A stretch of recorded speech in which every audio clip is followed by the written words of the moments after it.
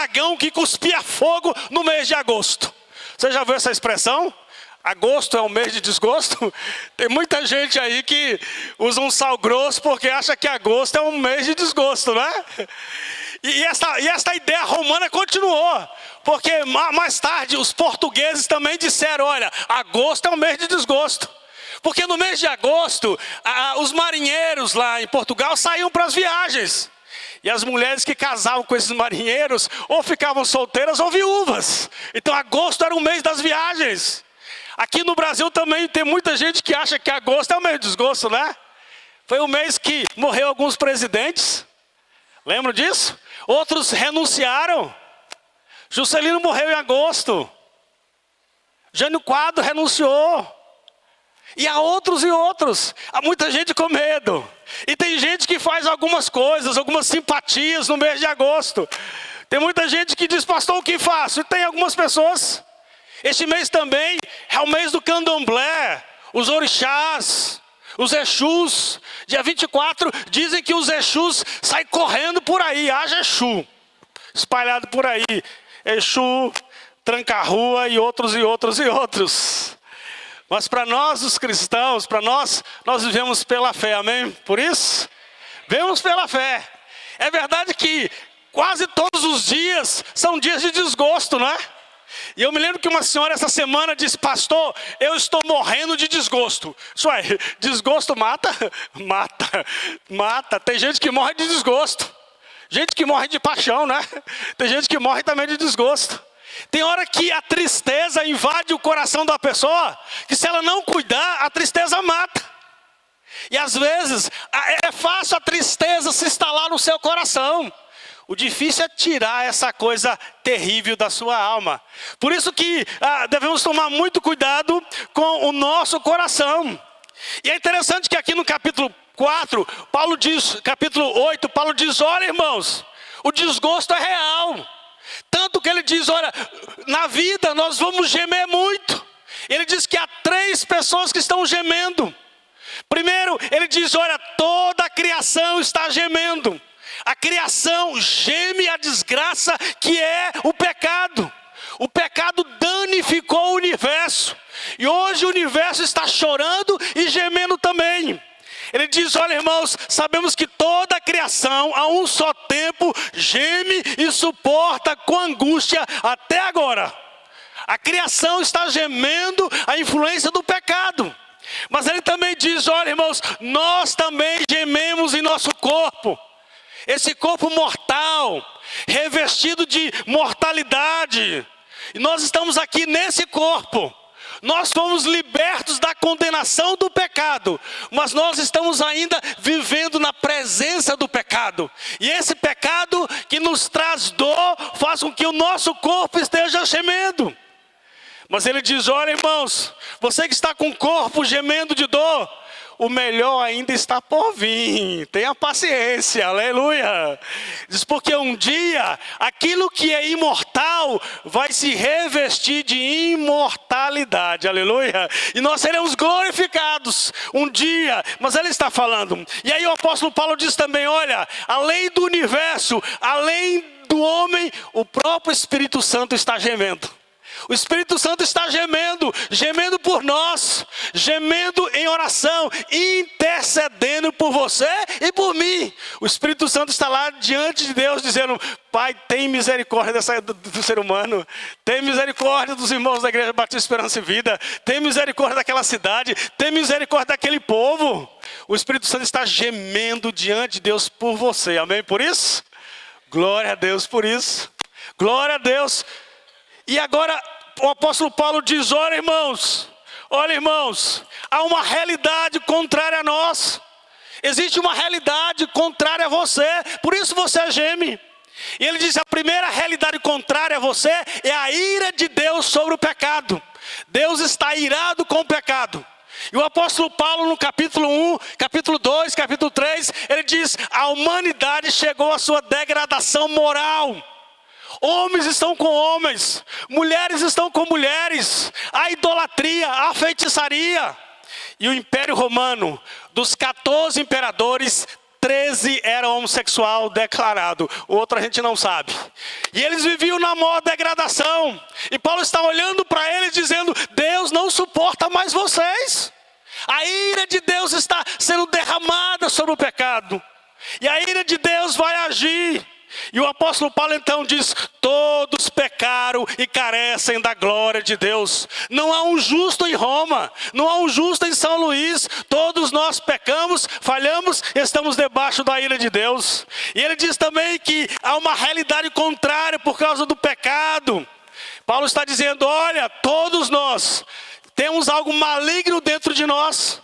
Há um poço de lama podre, há uma lama podre no coração do homem, há um esgoto que corre céu aberto. E na antiga cidade de Roma, o esgoto corria céu aberto. Aqui em São Luís não, mas em Roma era assim. E havia aquele esgoto, e ele está dizendo: esse esgoto fede diante de Deus, o nosso pecado fede diante de Deus. Mas outra realidade que Paulo está dizendo, ele está dizendo também: olha, as aflições do tempo presente. Esta é a realidade. Então Paulo está dizendo: nós gememos. Gememos por causa da culpa. Gememos por causa do pecado. Gememos por causa das aflições. E ele diz também, capítulo 6, nós gememos por causa da morte. E ele diz: o salário do pecado é a morte. Por isso nós gememos diante da morte. Então chega no capítulo 8 e Paulo diz: chega de gemer, chega de gemer. Nós gememos muito, sofremos muito, o mundo está gemendo, o cristão está gemendo, a igreja está gemendo, o Espírito Santo está gemendo. Aí ele diz: vamos cantar uma canção de vitória agora, amém? Vamos cantar uma canção de vitória. Então Paulo descreve esse texto, e ele então faz a pergunta, ele faz essa pergunta: o que devemos saber? Se esta é a realidade, se existem demandas espirituais, se existem, o pecado se levanta contra você, a morte se levanta contra você, a culpa se levanta contra você, se há tantas demandas e contingências espirituais que estão contra você, o que você precisa saber para viver?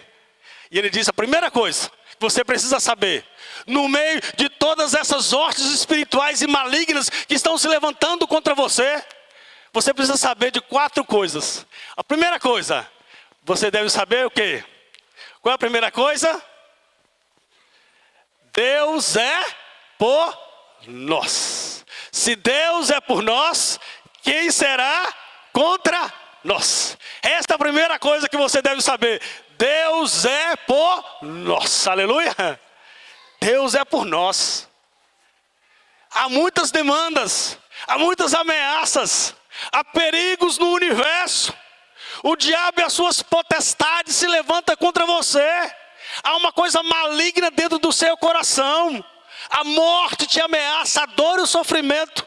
Mas você precisa entender que Deus está conosco. Se Deus é por nós, quem será contra nós? Ele está dizendo: diga à morte: olha a morte, Deus é por nós. Diga ao diabo: Deus é por nós. Diga a culpa: Deus é por nós. Diga a tribulação: Deus é por nós. Diga a angústia: Deus é por nós. Se Deus é por nós, quem será contra nós? O apóstolo Paulo começa a rir. Ele diz: será que este universo tem alguém capaz de se levantar contra você? Será que no inferno, os Exus, os tranca-ruas, todos os funcionários do diabo, será que há alguém no céu, no inferno, que possa se levantar contra você? Se Deus é por nós, quem será contra nós? Deus está conosco. E então Paulo pergunta: qual é a prova que Deus está com você? Ele diz: porque Ele mandou o seu próprio Filho Jesus para morrer na cruz por você, amém? Esta é a prova. Deus não poupou o seu próprio Filho. Se Deus não poupou o seu próprio Filho, muito mais Ele vai defender você das potestades que se levantam contra você. No Senhor Jesus. E o apóstolo Paulo diz uma coisa interessante. Ele diz: sabe qual é o projeto de Deus? O projeto de Deus não é colocar você nas mãos do diabo. O projeto de Deus é trazer você para uma relação com o Senhor Jesus. Deus deseja que nós tenhamos a natureza do seu próprio Filho. Por isso ele está dizendo, Deus nos incluiu em Jesus, Deus nos incluiu na sua morte, Deus nos incluiu na sua ressurreição, Deus está nos incluindo na sua natureza. Filhos hoje diante da mortalidade, diante do sofrimento, mas um dia, assim como ele é, assim também nós seremos. Aleluia! Deus quer incluir você, esse é o projeto de Deus. Deus não nos criou para o diabo colocar a mão sobre nós. Deus nos criou para sermos parecidos com o seu Filho Jesus, para a glória de Deus, aleluia. Para termos a natureza divina. Um dia seremos como Ele. Um dia a morte não terá mais poder sobre você.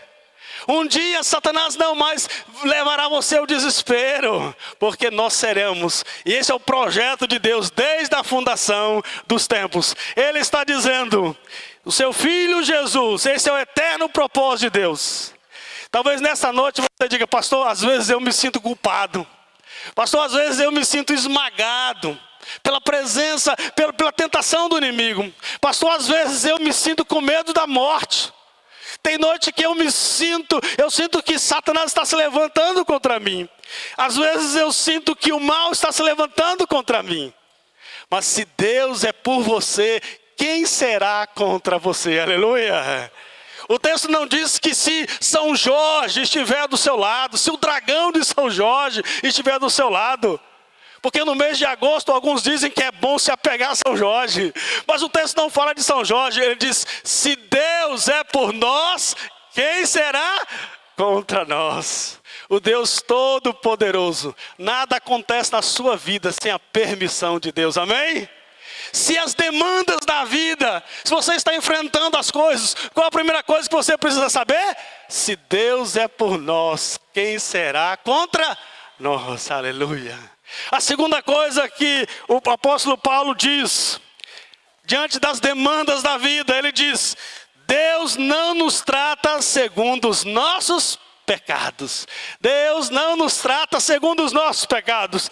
E ele diz então, quem vai levantar acusação contra você? Quem é que no inferno vai te acusar de alguma coisa?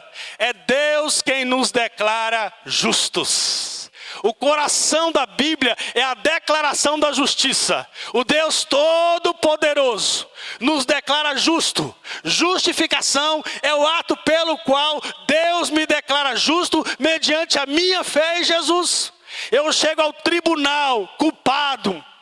E então Deus me dá um nada consta, assinado pelo sangue de Jesus, dizendo, não há nada no céu ou no inferno, no Serasa do céu, no Serasa do inferno, não há nada contra você. Você é declarado justo. Por isso ele está dizendo, quem nos acusará? É Deus quem nos justifica. Nós somos justificados na sua morte e na sua ressurreição. E o apóstolo Paulo diz, este Jesus é o seu mediador. Deus está ali, Jesus está ali como nosso mediador. Entre o homem e Deus, Jesus está ali mediando a sua relação com Deus. Aleluia! O Espírito Santo está intercedendo por você. E Jesus está mediando diante de Deus a sua vida.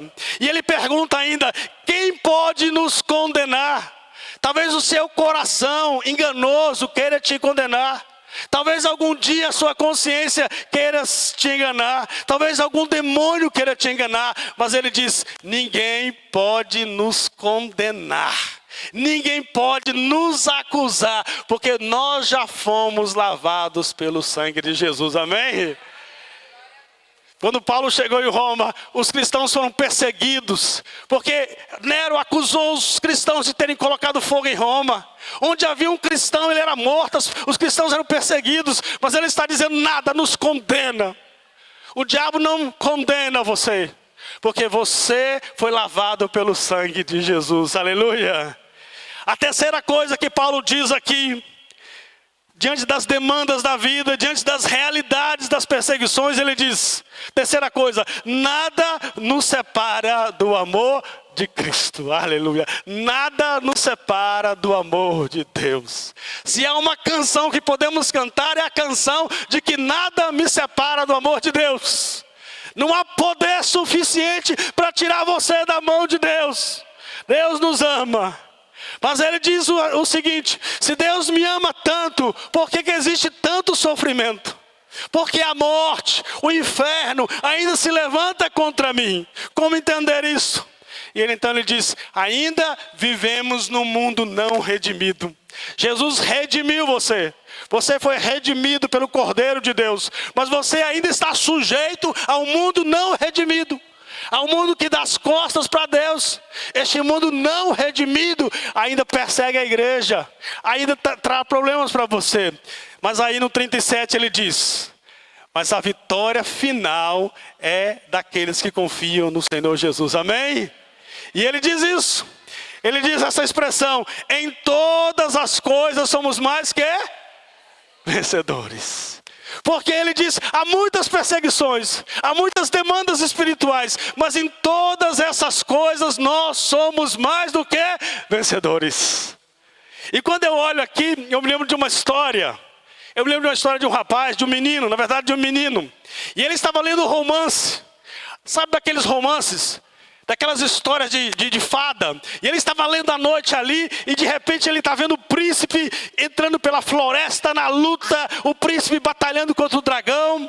E ele está lendo que a princesa está presa lá no castelo, e a princesa chora, e ele está lendo aquele romance. De repente a mãe dele diz: menino, vai dormir. Ele diz: agora, o que vai acontecer com a princesa e o príncipe? Mas ele corre rapidamente, antes da mãe perceber, ele vai para o final do livro. E ele lê o final, e no final ele descobre que a princesa foi resgatada pelo príncipe. O príncipe passou pela floresta, matou o dragão, e no final do livro ele descobre que tudo foi resolvido. E aí ele dorme tranquilo. Mas no outro dia, ele acorda, ele diz: vou voltar a ler o livro. E ele volta a ler do início que ele parou na noite anterior. E ele começa a ler. E aí o príncipe ainda está na floresta ali lutando. E ele começa a falar com o príncipe. Ele diz: não, tenha calma, príncipe. Você vai vencer, eu já li o livro. Lá no final diz que você é vitorioso. E ele começa a ler que a princesa está presa. E ele começa a falar com a princesa. Ele diz: calma, princesa. O príncipe vai chegar, ele vai vencer a floresta. Ele vai te proteger. Glória a Deus, aleluia. Quando eu estava vendo essa história, eu estava me lembrando de Apocalipse. Luta que nós temos pela frente, amém? Mês de agosto difícil. Tenha paciência, eu já li Apocalipse. Eu já li o livro. Lá no final diz que Deus enxugará dos nossos olhos toda lágrima, amém? Tenha paciência, meu irmão. Nós já lemos o livro. Lá no final diz que o leão da tribo de Judá, o Cordeiro de Deus, o leão cujo coração é de cordeiro, ele venceu o dragão, a besta, o anticristo, Satanás. Ele os prendeu e ele nos libertou. Ele deu a vitória para a sua igreja, ele deu a vitória para você, aleluia. Tenha paciência. Talvez você ainda esteja vendo as coisas acontecerem, e você olha para o mundo e diz: pastor, esse mundo está cada dia mais tenebroso, vai ficar mais ainda. Mas lá no final, lá diz que todas as coisas se submeterão ao poder do Senhor Jesus. Toda língua confessará que Jesus Cristo é o Senhor, para a glória de Deus. Aleluia! Lá no final, lê o livro. Lê o livro. Ainda estamos na luta. O que ele está dizendo é que nós somos mais do que vencedores. Paulo está olhando para Roma. Ele está vendo toda a depravação. Quase todos os homens estão indo para o homossexualismo em Roma. A idolatria. E ele está dizendo o que vai acontecer. Mas ele diz: em todas estas coisas somos mais do que vencedores. No final nós seremos vencedores, aleluia. E quando eu lendo essa palavra, eu me lembro de Abacuque. Quando Abacuque vê todas as coisas difíceis, o inimigo se levantando, ele diz: mas ainda que a figueira não floresça, ainda que a vide não dê o seu fruto, ainda que não haja nada, eu farei menção do nosso Deus, e o Senhor me sustentará a passar todas as dificuldades, aleluia. Nada nos separa do amor de Deus. E a quarta e última coisa que o apóstolo Paulo fala: diante das demandas da vida, diante das ameaças, diante das verdades que temos que enfrentar, ele diz que nós somos libertos de todo medo. Nós somos libertos do medo. Porque eu estou certo, diz ele agora nessa canção, eu estou certo que nem a morte, nem o inferno, nem a vida, nem os anjos, nem os principados, nada, nada, nada, nada pode nos separar do amor de Deus. Ele está dizendo, olha, você não precisa ter medo do seu passado. Satanás não vai usar o seu passado, porque lá no céu, no Serasa celestial, ao nada consta. Lá, o sangue de Jesus nos declarou que somos novas criaturas e nenhuma condenação há. Ele está dizendo, você não precisa ter medo do seu passado. Você está limpo diante de Deus. O Deus irado contra o pecado, agora tem o sangue de Jesus. Porque é o momento que Deus está irado conosco, é verdade. Eu posso imaginar o diabo dizendo, quantas chicotadas vai dar naquele homem, naquela mulher. Ele fez muitas coisas erradas. E Satanás diz, talvez, eu proponho 1000 chicotadas. É muita, 200, não 300, não 250. E eu imagino Deus dizendo, vamos chicotear esse rapaz. Vamos chicotear essa moça. E quando o anjo se levanta contra você, o Senhor Jesus disse, eu já recebi todas as chicotadas que era para ele, eu já recebi no meu próprio corpo. Aleluia.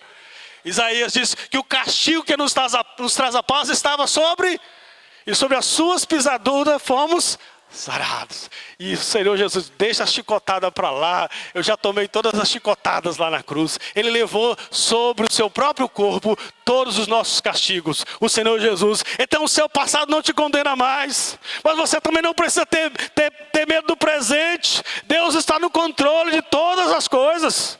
Por isso ele diz, todas as coisas, todas, contribuem para o bem daqueles que amam a Deus. Todas as coisas contribuem para o bem daqueles que amam a Deus. Mas também não precisamos ter medo do futuro. Por que não precisamos ter medo do futuro? Porque nada pode tirar você das mãos de Deus no futuro. Aleluia. Não há nada nesse universo que possa tirar você. Porque o amor de Deus está sobre nós, está declarado sobre nós, está revelado sobre nós. O amor de Deus está sobre nós. E 1 João diz que o amor lança fora o medo sobre o juízo. Porque diante de Deus, um dia diante de Deus, o juízo de Deus vai pesar sobre os homens e haverá choro e ranger de dente. Mas ele diz, aquele que ama a Deus não precisa ter medo do juízo de Deus.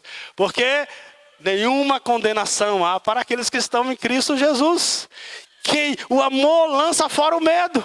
Quando estivermos perto do nosso Deus, não teremos medo do juízo. Pelo contrário, sentiremos paz e alegria de estar ao lado do Cordeiro de Deus. Deus está conosco nesta noite, aleluia. O apóstolo Paulo termina essa canção dizendo que nada cai, nem nada sem a permissão de Deus. Você está seguro nas mãos de Deus. Amém.